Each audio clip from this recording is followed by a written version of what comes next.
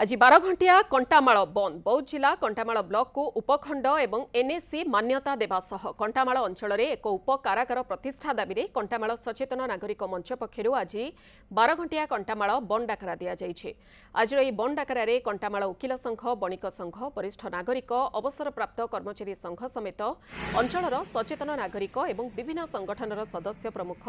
सामिल होइछन्ते। बौद्ध जिलार 3टी ब्लॉक मध्य कंटामाल ब्लॉक रे सर्वाधिक 24टी पंचायत रहितबा बेले कंटामाल ब्लॉक जनसंख्या सबुठारु अधिक रही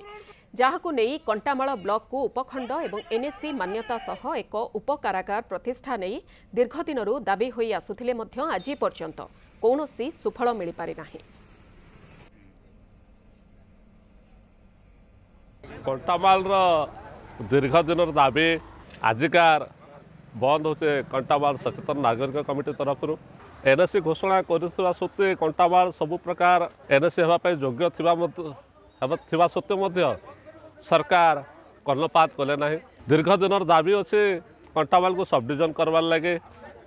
कंटामाल गोटे सब जेल करवार लगे सरकार आम कथा शुणु ना ये जदि गोटे सब डिविजन हुए ताले अनेक लोक ये उपकृत हे 120 किलोमीटर जीवार वंचित हे एवं ए अंचल गोटे उपकारागार निहाती रही आपड़ देखिए 120 किलोमीटर 110 किलोमीटर आसुँच प्रिजनर आसुँच कौन सुविधा ना ये जो लोक मैंने परिवार देखा पाऊना।